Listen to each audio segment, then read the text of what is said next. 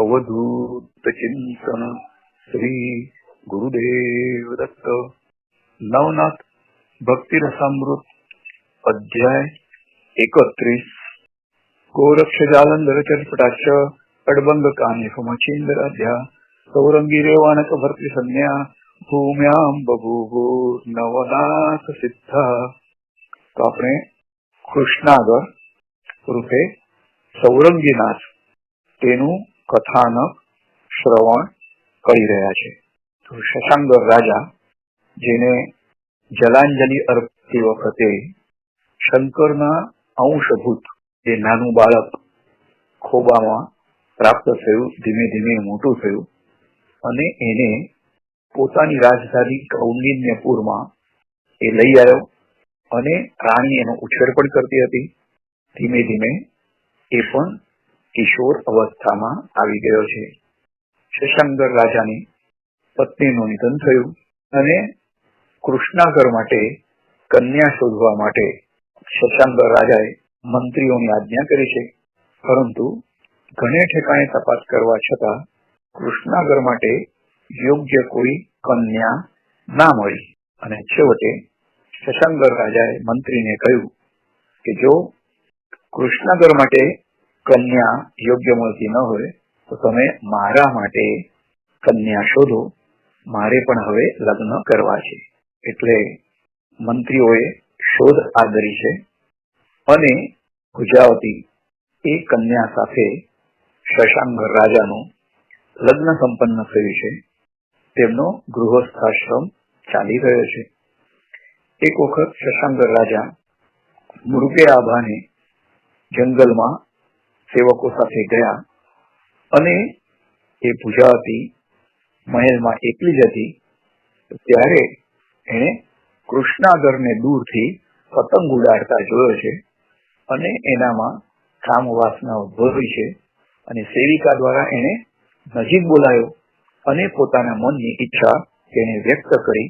ત્યારે કૃષ્ણાગરે એને હડસેરી દઈને ઘણા જ અપશબ્દો કહ્યા છે કે તું તો મારા માતાની જગ્યાએ વંદનીય છે અને તારી સાથે આવું અઘટિત કૃત્ય હું પ્રાણાંતે પણ ન કરું, એમ કહીને કૃષ્ણાગર એ દૂર જતો રહ્યો છે।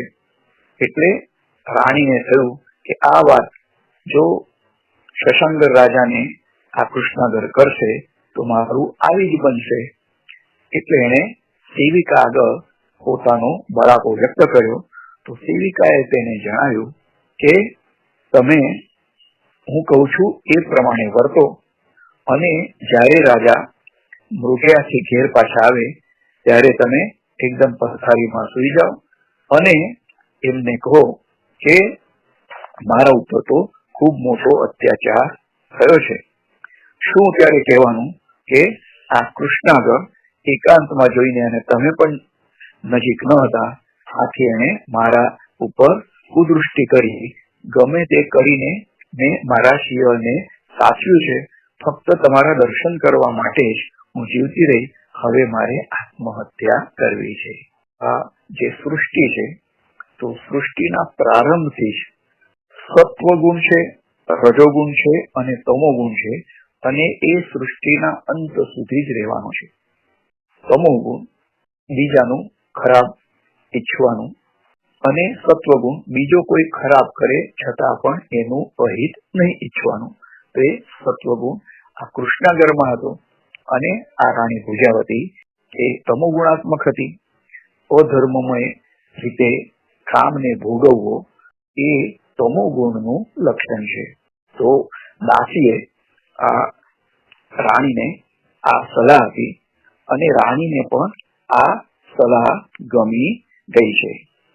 તો ધર્મનિષ્ઠ અને સંસ્કારી કૃષ્ણાગરને માથે પણ એવી જ રીતે દુનિયાવી આળ ચઢાવવામાં આવ્યો છે અને ચોર કોટવાળને દંડે તે ન્યાય કૌંડિન્યપુરના રાજા શશાંગરની જુવાન નવવધુ ભુજાવતીએ અજાણતા શોક્યના પુત્ર કૃષ્ણાગર સાથે કામ ક્રીડા કરવા માટે ધૃષ્ટ માંગણી તો કરી, પણ પાછળથી કૃષ્ણાગર દ્વારા અપમાનિત થતા, અને આ તો શોક્યનો પુત્ર છે અને શશાંકર રાજાને જાણ કરશે તો મારે દેહદંડ ભોગવવો પડશે. એ બીકે સ્ત્રી ચરિત્રનું નાટક કર્યું છે. અને દાસીએ રાણીને સલાહ આપી કે તમારે રાજાને એમ જ કહેવું કે કૃષ્ણાગરે એકાંતનો લાભ લઈ અને મને એકલી જોઈ મારા પર બળાત્કાર કરવાનો પ્રયત્ન કર્યો. આથી રાજા તમારી વાત સાચી માનશે અને કલંક લાગશે નહીં અને તમે નિર્દોષ ઠરશો. તો આ સલાહથી રાણી ભુજાવતી અતિ ગેલમાં આવી ગઈ. ખુશ કરી પોતાના શયનખંડમાં ગઈ છે. તો જે સોનાની કસોટી હોય છે, પુષ્કળ તાપમાં તપાવવામાં આવે તો એ તાપ સહન કરીને પણ એ હંમેશા ચળકાટ જ મારતો હોય છે. તો જે દૈવી પુરુષો છે, દૈવી અંશ છે, એમના ઉપર ગમે તેટલા અત્યાચાર કે આરોપો કરવામાં આવે છતાં પણ તેઓ પોતાનું સત્વ ગુણ કદી પણ છોડતા નથી અને કોઈ પણ પ્રકારના અધર્મમય કૃત્યને તેઓ આચરણમાં લાવતા નથી. તો આ તરફ રાજા શશાંકર શિકારીથી પાછા આવ્યા છે અને મહેલમાં સ્વાગત એમનું થયું નહીં. પહેલા રાજા જયારે શિકારેથી પાછા ફરતા અથવા યાત્રાએથી પાછા ફરતા તો મહેલના દ્વારે રાણી આરતી ઉતારતી હતી અને સ્વાગત કરતી હતી. આ વખતે મહેલમાં સુનકાર વ્યાપ્યો હતો અને રાજાએ દાસીને પૂછ્યું કે રાણી કેમ દેખાતી નથી. એ દાસીએ જવાબ આપ્યો કે કોઈ અકોલ કારણસર રાણી ખૂબ જ દુઃખી જણાય છે અને કંઈ પણ બોલતી ચાલતી નથી અને પોતાના શયનખંડમાં પલંગ પર એ સૂઈ રહી છે. તો આ સાંભળી રાજાને અપાર દુઃખ થયું અને એ સીધો જ રાણી ભુજાવતીના મહેલમાં પહોંચી ગયો છે. રાણી પલંગ પર અસ્તવ્યસ્ત દશામાં પડી છે અને રાજાને જોઈને ડુસકા ભરવા લાગી છે. પણ ભુજાવતી કોઈ પણ પ્રતિભાવ આપતી નથી, બોલતી ચાલતી પણ નથી. એટલે રાજાએ રાણીને માથે હાથ ફેરવી અતિ મીઠાશથી દુઃખનું કારણ પૂછ્યું છે. હે પ્રિય, કયા કારણસર તું આટલી વ્યાકુળ અને વ્યગ્ર જણાય છે તે મને તું સત્ય હકીકત જણાવ. એટલે રાણીએ રાજાનો હાથ માથેથી ઝટકારી નાખ્યો છે અને ફરી પાછી એ પથારીમાં સૂઈ ગઈ છે. કઈ જવાબ આપ્યો નહીં, ફક્ત ડુસકા સંભળાતા હતા. તો રાજા અત્યંત વિહ્વળ થઈ ગયો અને અધીરતાથી પટાવીને ઉચકારીને વારંવાર રાણીને પૂછવા લાગ્યો છે. ત્યારે ક્રોધથી ધુઆપુઆ થતા રાણીએ ચિત્કાર કર્યો કે તમારો પાપી અને કામી પુત્ર એણે મારી એકલતા અને એકાંતપણું જોઈને મારા પર બળાત્કાર કરવા માટે ધસી આવ્યો અને જેમ તેમ કરીને મેં મારી જાતને બચાવી છે અને શિયાળનું રક્ષણ કર્યું છે. હવે ફક્ત તમારા દર્શન માટે જ હું જીવી રહી છું. મારે હવે આત્મહત્યા જ કરવી છે. રાણીના આવા ક્રોધાતુર વચનો સાંભળી રાજા એકદમ ચમકી ગયો છે અને એનો ક્રોધાગ્નિ પણ ભભૂકી ઉઠ્યો છે. મોં પાડીને સેવકને બોલાવીને કહ્યું કે જ્યાં હોય ત્યાંથી પાપી કૃષ્ણાગરને બાંધીને લઈ આવો અને એ નીચના હાથ પગ તોડી નાખો અને કેદમાં નાખો. પછી જ હું એનું મોઢું જોઈશ.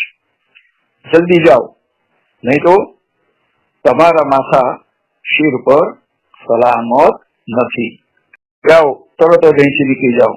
તો સેવકો ભયભીત થઈને આમ તેમ જોવા લાગ્યા. એટલે રાજાનો ક્રોધ શાંત થશે એમ તેમને ધાર્યું હતું, પણ થોડી વાર પાછા રાજા પૂછવા ગયા એટલે રાજા એકદમ બરાડી ઉઠ્યા કે હજી કેમ પાછા આવ્યા છો? સાંભળ્યું કે નહીં? જાઓ, બાંધીને વધસ્થાને કૃષ્ણાગરને લઈ જાઓ, અને નહીં તો તમારી પણ ખેર નથી. તો સેવકો ચોંકી ગયા અને કૃષ્ણાગર જેવા શાંત, સુશીલ અને આજ્ઞાંકિત પુત્ર માટે એકાએક આવું ફરમાન તો એ લોકોને અતિ આશ્ચર્ય થયું. તેઓ માની પણ શકતા ન હતા. પણ શું થાય, રાજાનો હુકમ એટલે માથે ચઢાવવો જ જોઈએ. સેવકો કૃષ્ણાગરને બાંધીને વધસ્થાન પર લઈ આવ્યા અને ત્યાં સોનાની ચૌરંગી એટલે કે બાજટ પર એને બેસાડવામાં આવ્યો. અને જોત જોતામાં આ સમાચાર આખા નગરમાં પ્રસરી ગયા છે. લોકો નગર ચોકમાં ભેગા થવા લાગ્યા છે અને આખું જુલુસ રાજમહેલે આવ્યું છે. પણ રાજાના ભયથી કોઈ પણ કંઈ બોલી શકતું ન હતું. એક અબોલ સન્નાટો સર્વત્ર છવાઈ ગયો. ક્રૂર અને કરુણ કૃત્ય ની લોકો રાહ જોવા લાગ્યા અને સેવકોને કૃષ્ણાગરના હાથ અને પગ કાપી નાખવાનો હુકમ હતો. પછી એ બધા નિરાશ અને વિમૂઢપણે બાઘાની જેમ જોઈ રહ્યા હતા. અને આખરે હુકમનું પુનરાવર્તન થયું અને ના છૂટકે જલ્લાદોએ છરી ચલાવી અને કૃષ્ણાગરના હાથ અને પગ છેદી નાખ્યા છે. રક્તના ફુવારા ઉડ્યા છે અને ત્યાં હાજર જનતાના હૃદયમાં હાહાકાર વ્યાપી ગયો છે. તો આઘાતને લીધે કૃષ્ણાગર તરત જ ત્યાં મૂર્છિત થઈ ગયો અને રાજાના ક્રૂર અને ઘાતકી હુકમની નગરમાં ચોરે અને ચૌટે ચર્ચા થવા લાગી છે. કોઈ રાજાને દૈત્ય જેવું કહેતું હતું, તો કોઈ વળી રાજાના આ કૃત્યને ન્યાયી પણ ઠેરવતું હતું. તો તીર્થયાત્રાએ નીકળેલા ગુરુ શિષ્ય મત્સ્યેન્દ્રનાથ અને ગોરક્ષનાથ ફરતા ફરતા કૌંડિન્યપુરમાં આવી પહોંચ્યા છે. અને નગરમાં એક જાતનો સુનકાર અને સન્નાટો છવાઈ ગયેલો તેમણે જોયો છે અને બંનેને નવાઈ લાગી છે. નગરની પાસેથી કૃષ્ણાગરની આખી કથની તેમણે સાંભળી અને મત્સ્યેન્દ્રનાથ અને ગોરક્ષ મનોમન અત્યંત ખિન્ન અને ઉદાસ થઈ ગયા.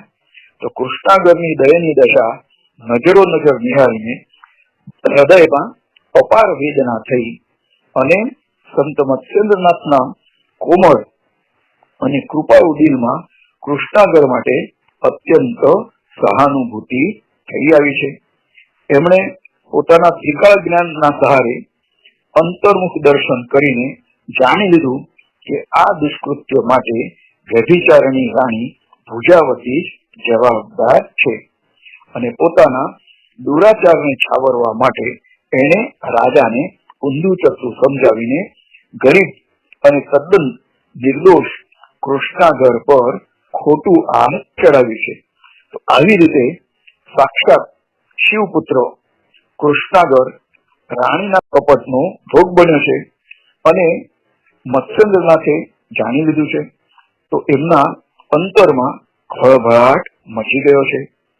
ગોરક્ષ સાથે લઈ એ રાજભવન જવા નીકળ્યા છે અને આવી ઘોર કૂડ કપટ અને ખટપટ કરનારી એ રાણી કેવી છે એ એમને જોવી હતી અને એના દુષ્કૃત્ય અને દુરાચારને ખુલ્લા પાડી આળક બુદ્ધિ રાજાની આંખ ખોલવા મત્સ્યેન્દ્રનાથે કમર કસી છે. તો ગોરક્ષનાથ અને એમના ગુરુદેવ મત્સ્યેન્દ્રનાથને કહ્યું કે હે સદગુરુ, આ બધાને રાજા અને રાણીને સાથે લઈને તમે બાળ કૃષ્ણાગરને તમારી જાતે જ સૌરંગી આપો અને સકળ વિદ્યા સંપાદિત કરાવીને નાથપંથની દીક્ષા આપો અને એને સાથે ભવિષ્યમાં રાજાની શાન ઠેકાણે લાવો. અત્યારે એ અધમ રાજાને સમજાવીને શાંત પાડો. તો ગુરુ મત્સ્યેન્દ્રનાથને શિષ્યની વાત 100% વાજબી લાગી છે. તો રાજમહેલના દ્વાર પર ગુરુ શિષ્ય બંને આવ્યા છે અને રાજા શશાંકરને પોતાના આગમનના સમાચાર આપ્યા છે. દૂતે જઈને રાજાને જાણ કરી કે બે નાથપંથી યોગીઓ મત્સ્યેન્દ્રનાથ અને ગોરક્ષનાથ નામે આવ્યા છે અને રાજાને મળવા માંગે છે. મત્સ્યેન્દ્ર અને ગોરક્ષના નામ સાંભળીને રાજા ઉભા થઈ ગયો અને દૂતને કહેવા લાગ્યો કે આ બંને વંદનીય વિભૂતિઓને દર્શન કરીને હું ચોક્કસ ધન્ય બનીશ. તો આમ કહીને જાતે જ દ્વાર પર આવીને અત્યંત આદર અને સન્માન પૂર્વક સંતોનો તેને સત્કાર કર્યો છે અને રાજમહેલમાં તે બંનેને લઈ આવે છે અને સુવર્ણ આસન પર તેમને બિરાજમાન કર્યા અને પછી ષોડશોપચારે પૂજન પણ કરવામાં આવ્યું છે. તો રાજા બે હાથ જોડી નમ્રતાથી બોલ્યા કે હે મુનિ શ્રેષ્ઠ, આપના દર્શનથી અમે ધન્ય બન્યા છીએ અને આપ શ્રીના આગમનનું પ્રયોજન તમે અમને કહો અને આપ શ્રીની જે પણ કોઈ ઈચ્છા હોય તે તમે જણાવો. હું પ્રાણાંતે પણ આપની ઈચ્છા પૂર્ણ કરીશ. તો રાજાના આદર સત્કાર અને પ્રેમ ભાવથી પ્રસન્ન થઈને મત્સ્યેન્દ્રનાથે સસ્મિત વદને બોલ્યા છે કે હે ભૂપેન્દ્ર, તમારા સત્કારથી હું પ્રસન્ન છું. બાકી મનની ઈચ્છા ફક્ત એક જ છે કે જે તમે પૂરી કરો એવી અપેક્ષા છે. તમારો જે દંડિત પુત્ર છે કૃષ્ણાગર, તો તે કૃષ્ણાગર તમે અમને સોંપી દો અને અમે અમારી સાથે તીર્થાટને લઈ જવા માંગીએ છીએ. મત્સ્યેન્દ્રના વચનો સાંભળી રાજા શશાંકર વિચારમાં પડી ગયા, છતાં આદરપૂર્વક એ મુનિ શ્રેષ્ઠને કહેવા લાગ્યા કે હે યોગીવર, આપ શ્રી માટે એ તો ભાર રૂપ જ થશે, કારણ કે એ હાથ પગ વિનાનો અને તમને કંઈ પણ કામમાં આવે એવો નથી. ઉલટાની તમારે એની સેવા કરવી પડશે. ત્યારે મત્સ્યેન્દ્રનાથ મરક હસતા બોલ્યા કે હે રાજન, તમારે એ વિશે ચિંતા કરવાની જરૂર નથી. તો આ સાંભળીને રાજાએ કહ્યું કે જેવી આપશેની ઈચ્છા મુનિવર, મને આનંદ છે, આપને સોંપવામાં આવશે. તરત જ ગોરક્ષ અને મત્સ્યેન્દ્ર બંને રાજા શશાંકર સાથે જ્યાં કૃષ્ણાગરને રાખવામાં આવ્યો હતો, અંગ વિચ્છેદ કરવામાં આવ્યો હતો, એ ચૌરાહા પર અને સુવર્ણની બાજટ એટલે કે ચૌરંગી ઉપર એ ત્યાં પડ્યો હતો, ત્યાં આવ્યા છે અને રાજાએ ખૂબ પ્રેમથી વિના વિરોધે કૃષ્ણાગરને સંતોને સોંપી દીધો છે. ગોરક્ષનાથ તરત જ આગળ આવ્યા અને ચૌરંગી એટલે કે બાજટ સાથે જ કૃષ્ણાગરને ઉંચકીને શિબિરમાં લઈ આવ્યા છે. સાથે સાથે એના કાપેલા હાથ પગ પણ લઈ લીધા છે અને શિબિરમાં જઈને એ કપાયેલા અંગોને તેલમાં તળીને ભવિષ્યમાં કામમાં લાગશે એ ઉદ્દેશથી સાચવીને રાખી મૂક્યા છે. તો કૃષ્ણાગર નામ એ ગોરક્ષને બહુ ઠીક ન લાગ્યું અને કાયમ ચૌરંગી પર ગોઠવાયેલો જોઈને ગોરક્ષે એનું નામ ચૌરંગી એમ રાખ્યું છે અને એ જ આગળ જતા એ ચૌરંગીનાથ તરીકે તેઓ ઓળખાયા છે. જે સૌએ અપનાવ્યું ત્યારબાદ ગોરક્ષ, મત્સ્યેન્દ્ર અને ચૌરંગીની મંડળી તીર્થાટન માટે આગળ વધી છે. અપંગ ચૌરંગીને ગોરક્ષ પોતાની કાંધ પર ઊંચકી લીધો છે અને આગળ વધતા માર્ગમાં બદ્રિકાશ્રમ ધામમાં આવીને પહોંચ્યા છે. તો ભગવાન બદ્રીનાથને પ્રણામ કરી સ્નાન સંધ્યા કરી ગુરુ શિષ્ય મત્સ્યેન્દ્રનાથ અને ગોરક્ષનાથ ઊંડા જંગલમાં નીકળી પડ્યા છે. તો ચૌરંગીને એક સ્થાને ગોઠવી બંને ગુફાની શોધમાં તેઓ ત્યાં ગયા છે અને શોધતા શોધતા એક સુંદર ગુફા બંનેને ઘણી જ ગમી ગઈ. એ ગુફામાં રહીને ચૌરંગીના ધૈર્ય પ્રત્યેની પરીક્ષા લેવાનું પણ નક્કી કરવામાં આવ્યું છે. તો ગોરક્ષનાથ પછી ચૌરંગીને ત્યાં ઉંચકીને લઈ આવ્યા છે. તો ગુફાના ધીર ગંભીર અને શાંત વાતાવરણમાં ગુરુ શિષ્યો ભેગા થયા છે. અને પછી ગોરક્ષનાથે છતની નીચે એક મોટી શિલાને અભિમંત્રીને અધ્ધર સ્થિર કરી દીધી છે અને તેની નીચે ચૌરંગીને બેસાડવામાં આવ્યો છે.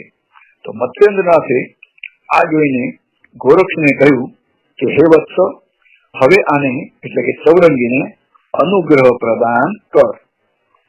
ત્યારે અતિ આદરપૂર્વક ગોરક્ષનાથે જવાબ આપ્યો કે હે ગુરુદેવ, તપ વિના અનુગ્રહની નો કોઈ પણ અર્થ નથી. માટે પ્રથમ એને તપાચરણથી નિર્મળ કરવો પડશે. અને પછી ચૌરંગી તરફ ફરીને તેને પૂછ્યું કે હે બાળ ચૌરંગી, લાંબા સમય સુધી તપાચરણમાં બેસવા શું તું તૈયાર છે? ત્યારે અત્યંત ગદગદ થઈને ચૌરંગીએ જવાબ આપ્યો કે હે મુનિવર, હું સર્વથા આપને આધીન છું અને તમારી કૃપા દ્રષ્ટિથી તીર્થ સ્થળોમાં પરિભ્રમણ કરતા કરતા તપપૂર્તિ પણ અવશ્ય થશે જ.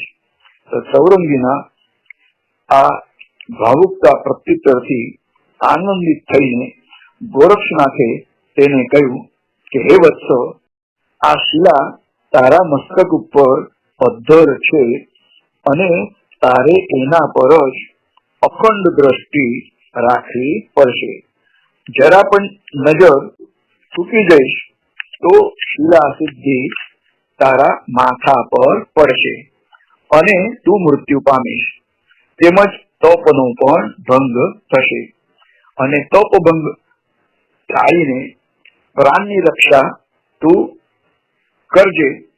જેનું અખંડ જપ તપ થશે તેને જ હું અનુગ્રહ આપું છું. માટે હું તીર્થાટનથી પાછા ફરું ત્યાં સુધી આ ક્રમ તારે ચાલુ રાખવો પડશે.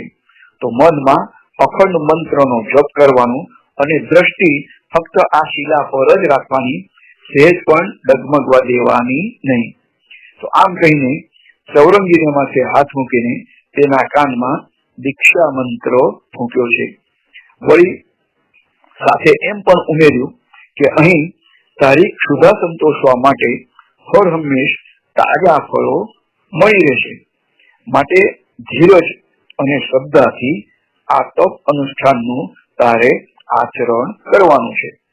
આમ તપાચરણ માટે બધી જ સમજ પાડીને ગુરુ મત્સ્યેન્દ્ર અને શિષ્ય ગોરક્ષનાથ બંને ગુફાની બહાર નીકળી આવ્યા છે અને ચૌરંગીને દેખતા જેમણે એ જે શિલા હતી એ શિલાને જમીન પરથી મંત્ર શક્તિથી અધ્ધર તેમણે એ ગુફામાં મૂકી છે અને કહ્યું કે જો તારી દ્રષ્ટિ તું ચૂકી જઈશ તો આ શિલા તારા માથા પર પડશે અને તારું મૃત્યુ ચોક્કસ થઈ જશે. દ્રષ્ટિ તો ચૂકવવાની નહીં તો મૃત્યુ પામવાનો ક્ષણ આવવાની હતી. એક તો શંકર ભગવાનના અંશ થકી જેમનો પ્રાદુર્ભાવ થયો છે એવા કૃષ્ણાગરને પણ આ સૃષ્ટિમાં કેટલું બધું સહન કરવાનું આવે છે અને સહન કરવાનું આવતું હોવા છતાં પણ એ કોઈ પણ અધર્મ કે અનીતિમય કર્મમાં એ કદી પણ પ્રવૃત્ત થતા નથી અને તેઓ તો અમર થવાના જ હતા. એટલે હાથ પગ છેડાયા છતાં પણ એમને મૃત્યુ આવતું નથી. અને એક વિશાળ શિલાખંડથી ગુફાનું દ્વાર બંધ કરી દેવામાં આવ્યું છે. ચામુંડા માતાને સત્વર ત્યાં ચોકી કરવા માટે બેસાડી દીધા છે અને માતાએ ગોરક્ષ સમક્ષ હાજર થઈને આજ્ઞા માંગી છે. તો ગોરક્ષનાથે કહ્યું કે હે માતેશ્વરી, મારો પ્રાણ એટલે કે આ ચૌરંગી આ ગુફામાં છે અને એને નિત્ય તાજા મધુર ફળોનો પુરવઠો તારે પહોંચાડવાનો છે. એટલે માતાએ કહ્યું કે આપ શ્રીની આજ્ઞા પ્રમાણે જ થશે સ્વામી. પછી વંદન કરીને પોતાના સ્થાને ગમન કર્યું અને ગોરક્ષને ખૂબ આનંદ અને સંતોષ થયો છે. તો સૌરંગીના તપાનુષ્ઠાનનું સંપૂર્ણ આયોજન કર્યા પછી મત્સ્યેન્દ્ર અને ગોરક્ષનાથ પાછા તીર્થાટન પર નીકળી ગયા છે. મત્સ્યેન્દ્રને ગુરુદેવ દત્તને મળવા માટે અત્યંત વ્યાકુળતા થતી હતી અને અતિ ઉતાવળથી બંને ગુરુ શિષ્ય ગિરનાર પર્વત ઉપર આવી પહોંચ્યા છે. ગુરુ દત્તાત્રેયના ચરણોમાં અત્યંત પ્રેમ ભાવે વંદના કરી દત્તાત્રેય ભગવાને બંનેને પ્રેમથી આલિંગન આપ્યું છે.